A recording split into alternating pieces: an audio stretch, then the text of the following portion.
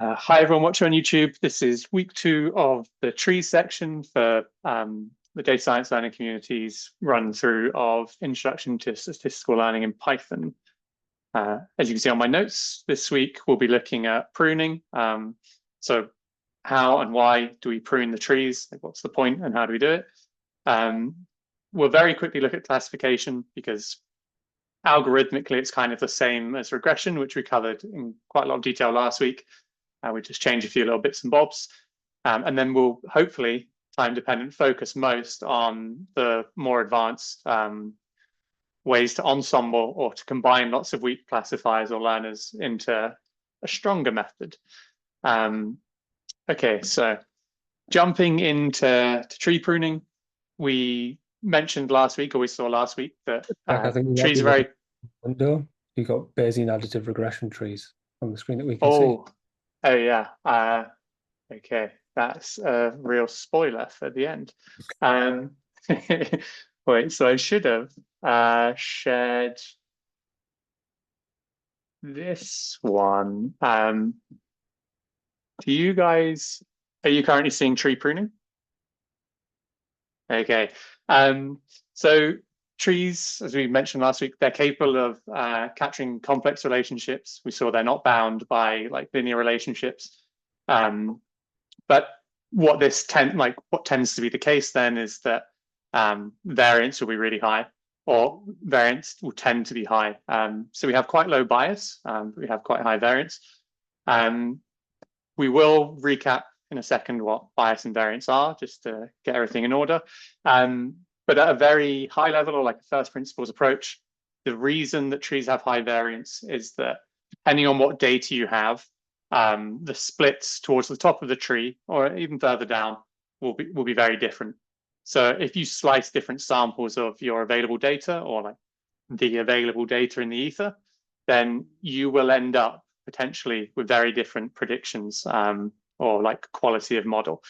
And that's what variance is. So like to recap, when we talk about bias and variance, with variance, we mean like if you take different samples of your data, what happens to your predictions? And a low variance model will be generating similar predictions, like irrespective of the splits of your data that you take, holding other things equal, like sample size. And a high variance model will perform very differently based on the sample of the data that you take. The main difference with variance and bias is that bias is about in principle how much or how well can your model model the data that you have, which they tend to be linked, kind of we'll find in our careers, but also in the book they really make a habit of saying you can tend to trade off one for the other. So you don't tend to be able to have low bias and low variance. You tend to give back a bit of variance and for bias, so you can capture more, but you accept that your predictions are going to be slightly more varied. So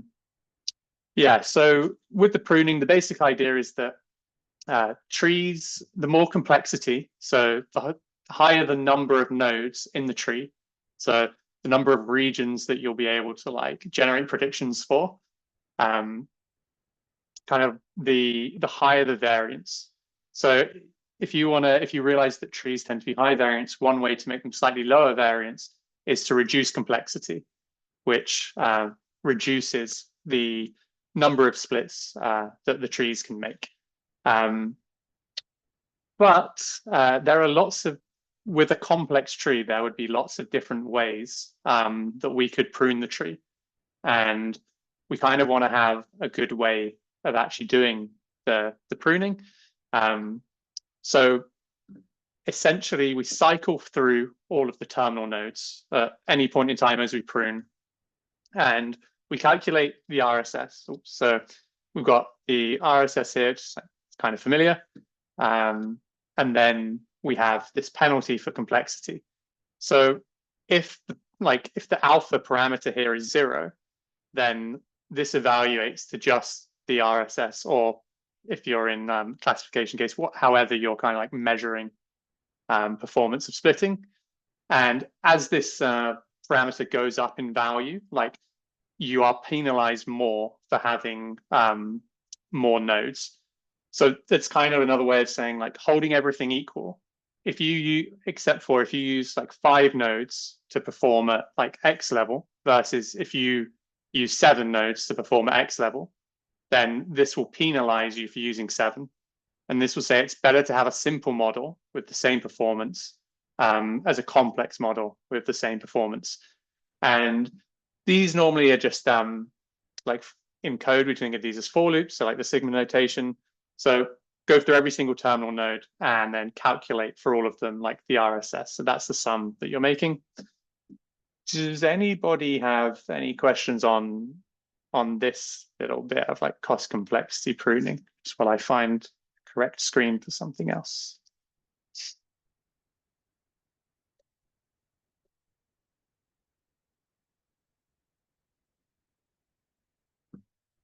No, all good on this one. So all seems quite clear.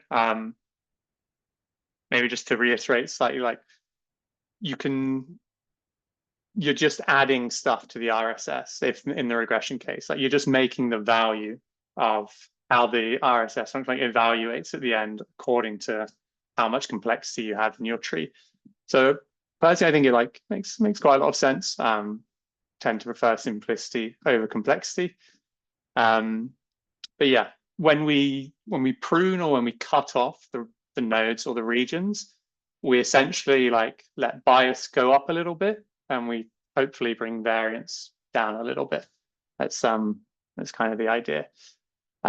Okay, so classification. Well, what do we know about our response variable in the classification case? Again, not a trick question. It's categorical. Yeah, nice. Okay. And sorry that they're super easy questions, but I think it's good to keep people engaged. Okay, then also, what do we know about how we're going to evaluate the model? Like, what is different here to the regression case?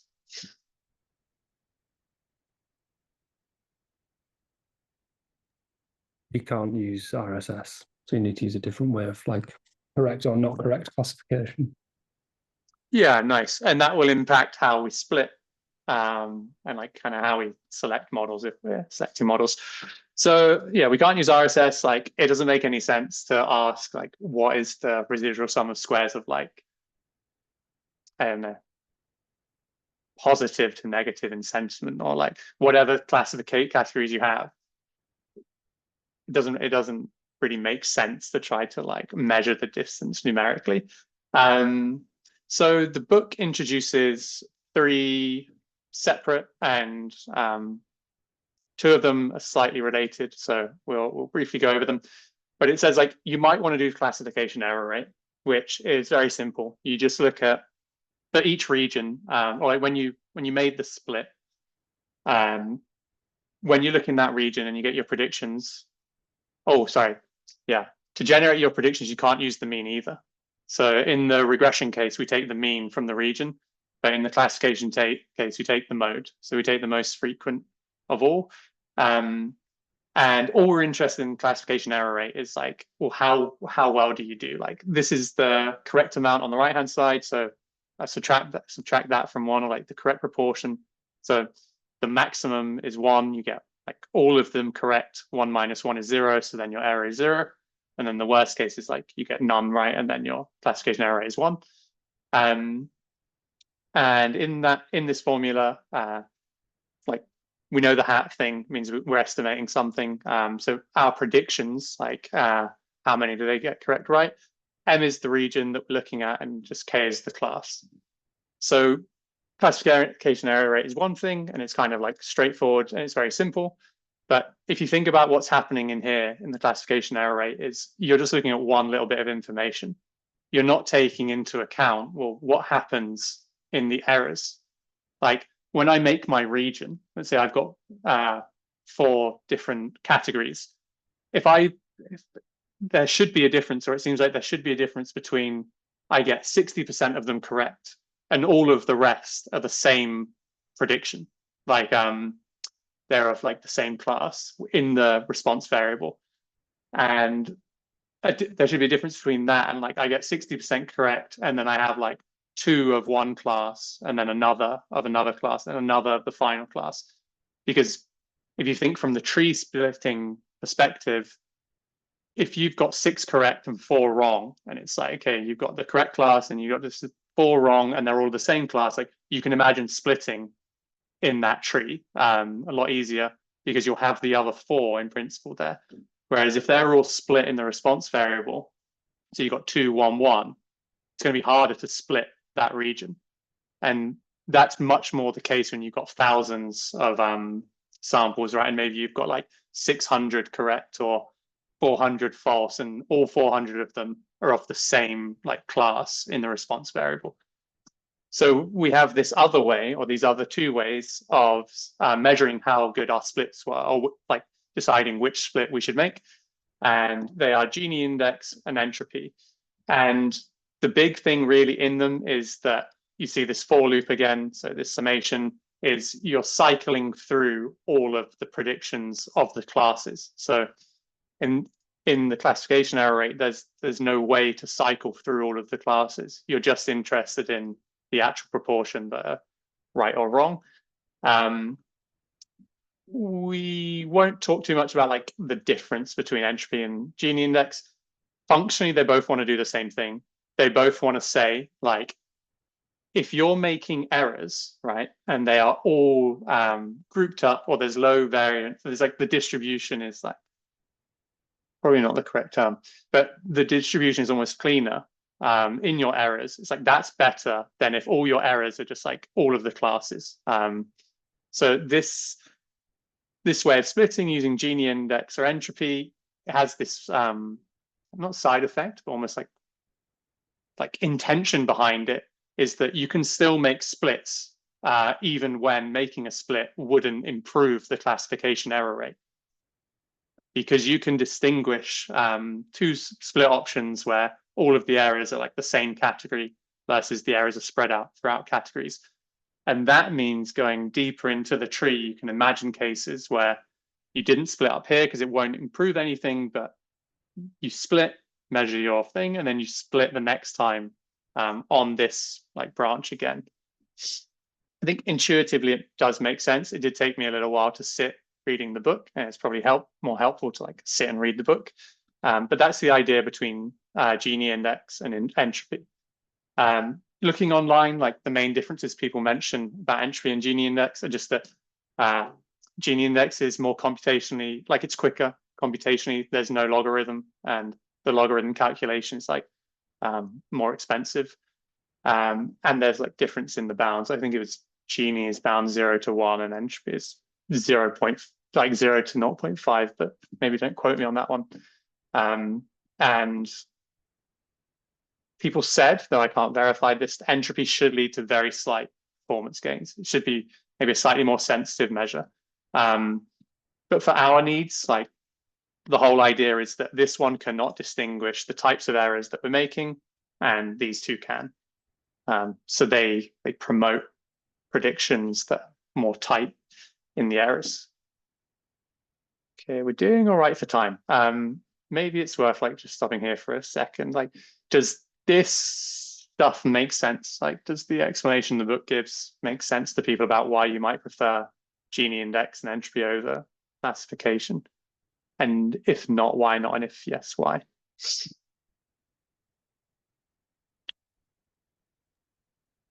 think when you thinking about entropy from like the physics perspective of it's a measure of order or how messy something is.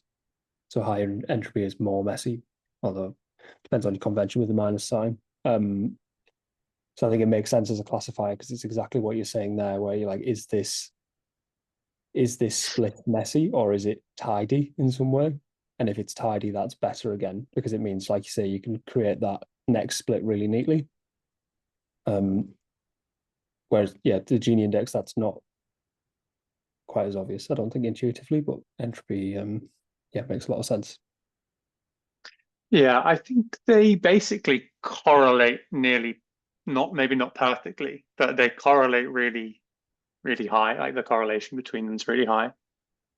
you see graphed, I don't know if it was in the book or if it was in some other resources I was looking at. I think it was actually some other resources, but they were just charting both together, and you kind of see like the shape is basically the same. I wonder what happens if you do a Taylor expansion of islp.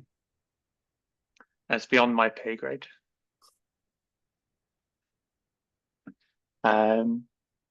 Yeah, I mean, feel free to do it and post in the thing. Okay, so seems quite good. I think in English it makes a lot of sense to me. And I'm maybe like you a little bit when I see the point, what's happening here, why they're the same. But yeah, let's go through to ensemble methods. So we kind of established that a single decision tree is quite a weak learner. It has high variance, so it leads to quite bad predictions in testing, or it can tend to. On the other hand, though, they are simple and they're interpretable, so they're quite useful because clients will often want to understand, why does your model generate this prediction? So we don't necessarily want to abandon trees just because they're like slightly low variance.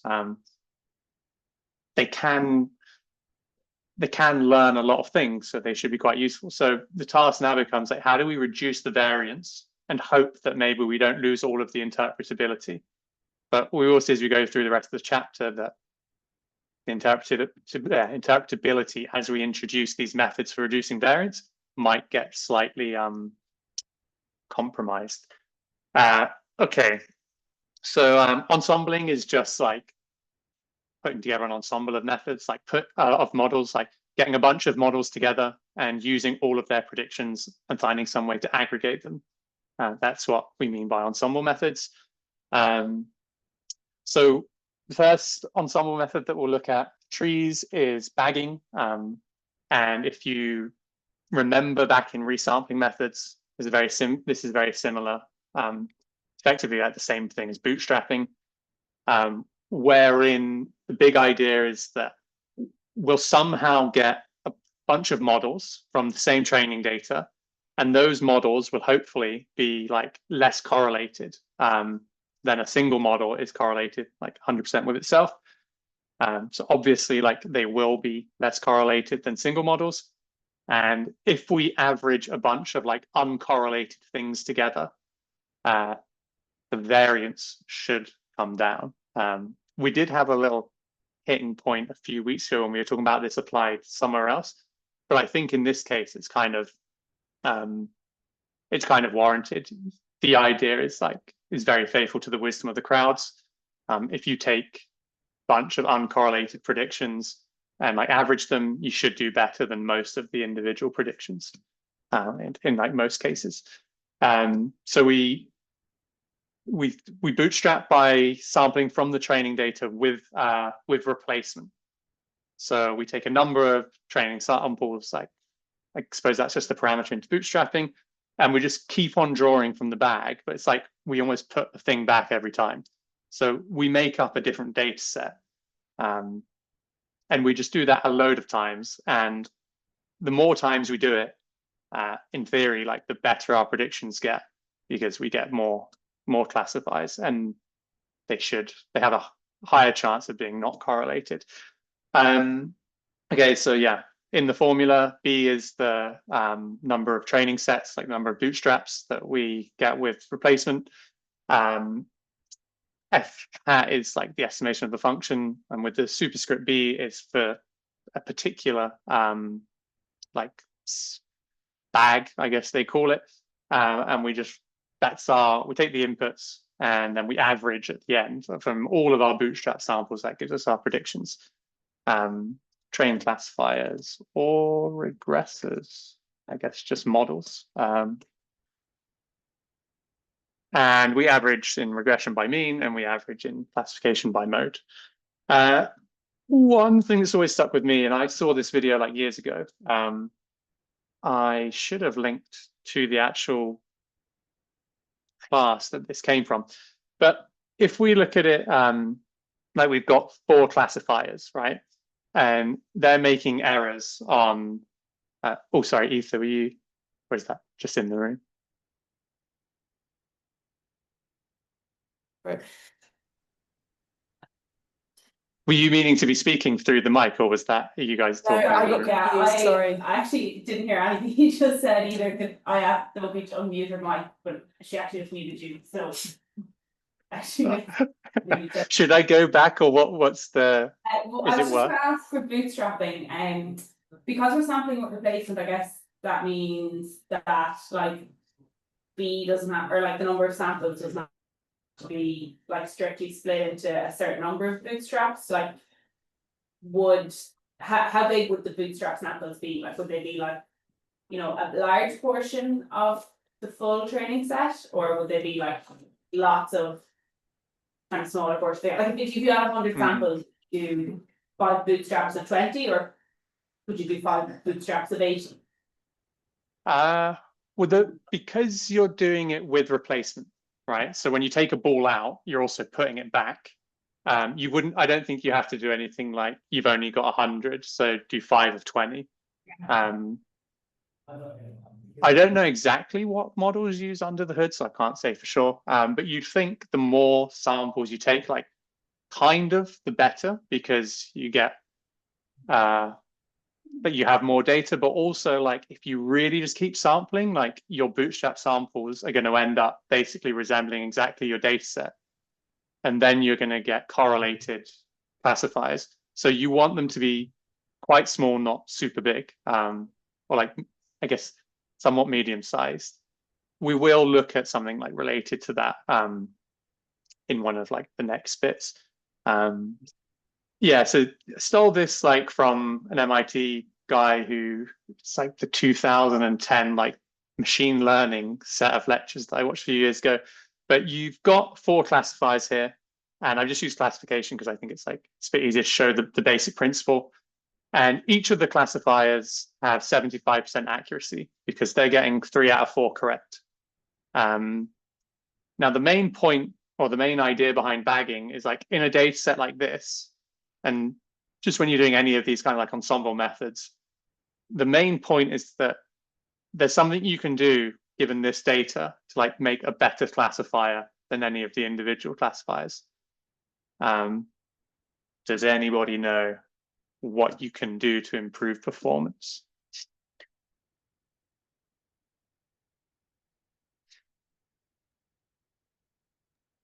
You can use all Layer the classifiers on top of each other. So you cut out because microphone was on and off. Okay, you can like you can use the classifiers almost on top of each other, can't you? You can like, I don't remember what it's called, but is it called bagging or boosting? Yeah, you can use all 4 classifiers now to create a super classifier. Yeah, I think they use boosting in a slightly different way in what we'll see in the next thing. When I came to this chapter, I thought that's what boosting was as well from the thing I've previously been aware of. But yeah, when you mean like layer them on top of each other, essentially it's just like take the majority vote for each sample, right? Like get all of their predictions and then go, well, which one like hit the most? And yeah, if you do that, like we've got this classifier 5, which is like an ensemble. We take the majority vote, and only one of the classifiers like voted for this class, whereas all 3 of the others, right, like here voted for them. So for this one, we take like the majority, which would be green, and effectively we do that of all of them, and then we get perfect accuracy. Like for every single training sample, we've got 3 correct if we take all of our like bags of our 4 bags, and we've got 1 false. So you have to imagine that these are the same data points, obviously, like they stay in the same position throughout the classifiers. And that's a way to perfect accuracy. Now, obviously, like it never actually works that way. Like you might get a few percentage increase by like combining the classifiers. But in theory, this is how it works. Taking majority vote, as long as the classifiers are not correlated, as in they don't make the same errors always, you get some gain from combining weak performances.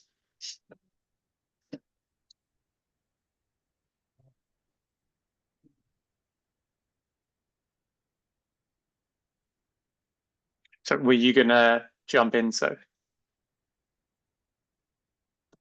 Okay. Yeah, like I said, like this is obviously like a caricature. Like this doesn't happen. You don't get like 4 classifiers that are 75% and like you don't mix them into 100. But the principle is displayed like this. In bagging, the trees can be as complex as we like we don't prune them. Each individual tree still has high variance. We just reduce that by like having lots of them. Bagging is kind of good for modern computer architectures because the individual bags are like, they're not dependent on one another. So you can do all of the bags in parallel. And nowadays that's really powerful because that means you can trade compute for accuracy. And like modern architectures are really put together to be able to do that. And there is a way to like get variable importance out of this. And what it was, if I remember rightly, is like you go back through all of the splits, through all of the bagging, and you look at what happens when you like split on those, on each variable, and you look at the effect in your like metric, whether it's regression case or classification. And that gives you a clue as to which variables are the best, or not best, but which variables have like a lot of useful information. Okay, so going on to random forest. Like we said, like a lot of people familiar with random forests or have used them, at least like called the random forest methods in sklearn, or other like machine learning packages. But like what's actually happening? In the bagging case, one of the kind of weaknesses is that you just sample from all of the data and then you use all of the predictors, or you consider all of the predictors when you're making each tree. And what that means is you don't really have any guarantees that the classifiers will be decorrelated. The book kind of puts it as like, if you're resampling from the data and inside the data set as a whole, you've got this one predictor that is really strong. Like every time you sample from the data, pretty much, that predictor is going to be what splits at the top. And when it splits on the top like that, you're going to come out with, okay, lots of trees, but they're all going to have fairly similar information. It's like it doesn't prevent that happening, which is bad because your goal is to get decorrelated trees, not just to get lots of the same tree.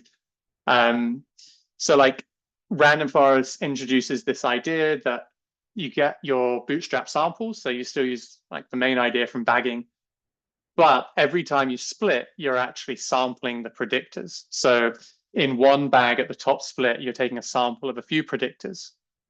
And that means that in some of the bags, or many of the bags, the really strong variable that's dominating all your bag, like in the bagging case, is dominating and causing the splits at the top. In lots of your bags, your other bags now, that variable is not going to dominate. So given how trees are very susceptible to what happens at the top and how the splits happen, and like they're very, like we said, high variance, so the actual data that's in your samples has a big effect. Like the variable that you choose to split on has a big effect.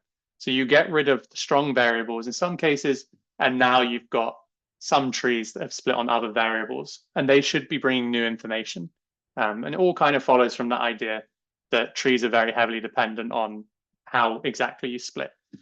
So yeah, this most likely enforces decorrelation. You come out with lots of trees, like a forest of trees where some of them have new information compared to others. The book does mention that like if you're a bit silly, or like you set your like parameter of how many of the predictors you're going to sample from or decide to split from in your bag. So like if you set that equal to the number of parameters, then your random forest and bagging are just equivalent. So wouldn't really make sense to do that, but it does kind of explain kind of what's happening. So yeah, I didn't put a summary, but the summary is just like you can enforce decorrelation by making sure you don't consider all of the predictors. Something I've thought about this is quite funny because most people would have an intuition that like more data is good, like considering more predictors is going to be better for you all the time. but actually like this shows that that's not always going to be the case, which is quite a nice and maybe counterintuitive finding. Okay, so I don't think, yeah, maybe it's not worth dwelling on beyond that, but boosting. Okay, so boosting is like similar to bagging in the book, it says, except like it's also kind of not. So the main idea is still to end up with multiple trees or like multiple classifiers, but we're not going to bootstrap sample repeatedly. We're not going to make loads of bootstrap samples. What we're going to do is we're going to get a modified version of the original data set. And I think maybe just in my reading, I didn't see exactly what they mean by like a modified version. I think it's probably to do with cross-validation, but I'm kind of just guessing. But you get your modified version of the data set and you kind of train your tree, and you don't just like forget about that tree and go train, like learn, like get another tree and like do it again. You look at the actual errors. So you use the residuals. So of each region, and you kind of want that to be information that you can make the next tree on.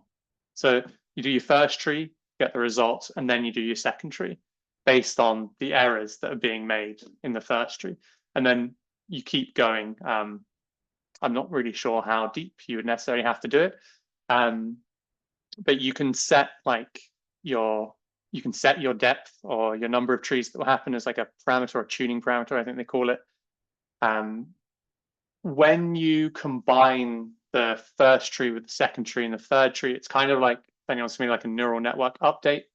You have this parameter lambda, which says how much of the stuff you just got from the residuals should you use to like combine the predictions with the previous one.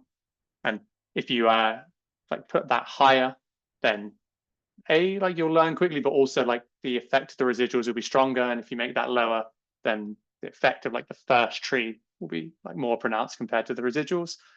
And it mentions that splits are like a tunable parameter, but it also does say that probably in practice, like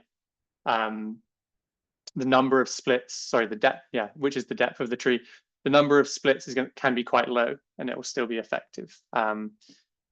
But beyond that, I haven't gone too much more into detail.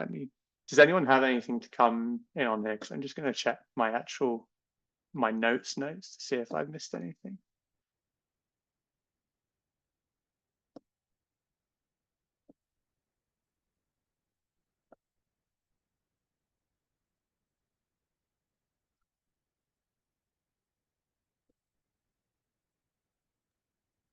It wasn't clear what shrunken version of the tree means. Like, what does the lambda parameter do? So the lambda parameter, let me actually just get the form, let me get the book up, because you can see in their formula, which is maybe easier to understand. So you've got like how you update, right? Is like you've got your like first tree here. So you're gonna like create your predictions by combining that with like the next tree, because like the superscript is like the second tree or whatever, like third tree, fourth tree, fifth tree. And you're going to get your prediction out by combining the predictions that you already had. So the prediction you already had and like the new trees predictions. And then as you go from like the second tree to the third tree, like f hat x is already the first tree and the second tree. So the third tree is going to update with the third tree's information, and like it's kind of almost like I guess like a recursive process. Like the output of this one is going to feed into the next. Missed it would gone back to regression. I was confused how you could do classification with this lambda. Yeah, they just completely skip it in the book. Yeah. And they say it's a lot more complex, and I for one believe them. So like, yeah, that's probably one for elements of statistical learning. Like I expect they would like cover that. But yeah, a good one to stick a flag in. I would suppose though, it's just like you still get a value out of your Gini index or your entropy or whatever like you're using. And are you using that somehow over just like accuracy? It like takes into account accuracy, right? Because it has the proportion of correct. Yeah, I don't have a good answer. But yeah, they do kind of skip it in the book. Yeah, I think actually, okay, that's probably all right for now. The the Bayesian additive regression trees like kind of irks me that everyone sort of just wants to add Bayesian before stuff to like make it, in my opinion, just like make it sound cleverer or make it sound more complex. They call it like the BART algorithm. We can, what does it say? Did anyone like fully read this section? Because I skimmed it and then was like, we're probably not going to get much time to go into it, so I didn't dwell on it. But it kind of wants to do the same thing as boosting and bagging, but it wants to do it in like a smarter way, which I don't have fully nailed out in my mind.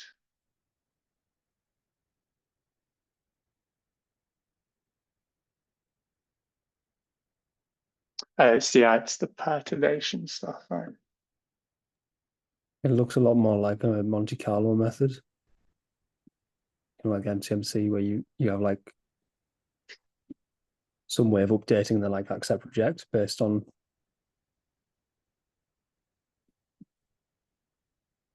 how good that perturbation is. But you must have.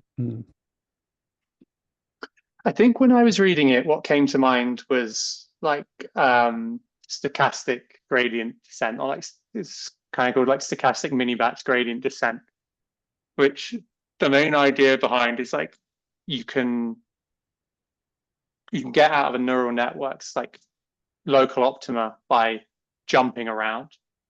And it seems like maybe you do that by like introducing changes to the trees like randomly.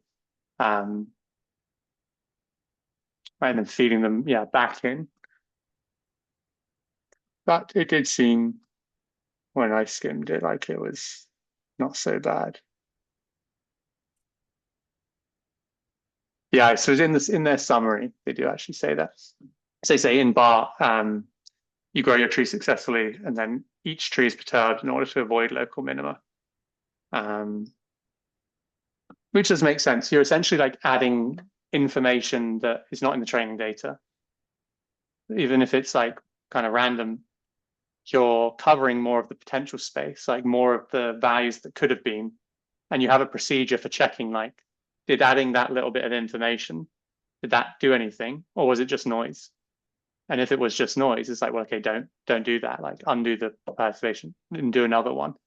I mean, yeah, it's almost like a spider or like crawling around the space looking for stuff that wasn't in the data but could have been useful, which, yeah, I think it makes some sense. I did have this, I don't have them forward or functional additive regression trees. Change the acronym. Oh yeah, my speaking notes, just hide those. I had a little run through, didn't actually use them. In conclusion, trees can be used regression classification. We just need to change how we split, and we need to change how we generate predictions. Trees are really great because they're interpretable and flexible, but trees are terrible because they're prone to overfitting and they have high variance. But we can like make trees great again by combining lots of little and decorrelated trees using some ingenious processes. So that is the section on trees. Does anybody have anything they want to like go back into, or any questions or anything?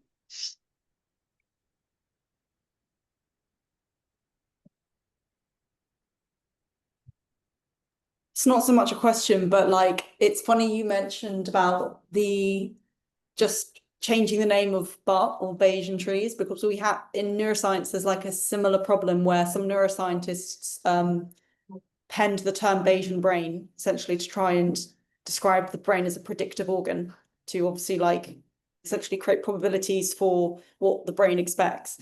And everyone's just like, just call it like inference. Just be like, it's trying to infer things. But because it sounds very trendy, a lot of people like jump on the bandwagon. They're like, oh yeah, Bayesian brain theory. So it's interesting. Yeah. Is that Carl Friston? It's him and a couple of others from UCL or King's. It's funny because my friend was supervised by him, and he's a really nice guy, and he was just like, then he got really like, my friend was like, then he got really famous, which is really weird because I just know him as Carl. Yeah. There's a guy who Kat knows, who he works in the same department in neuroscience, and he knows it. And I was like, "Oh, have you read this book?" And he was like, "No, I know. Like, I know the guy." Like, like a lot of people give him flack because they say that he's trying to be like, but essentially Freud for physics. But I think that's just bit antagonistic. But like the point's there. There's definitely a lot of maths. Like they have like multiple appendices where they're like, if you don't know this maths, like you can't do this book. Yeah. And for me, that's always a bit of a flag. Or a bit of a like. Exactly.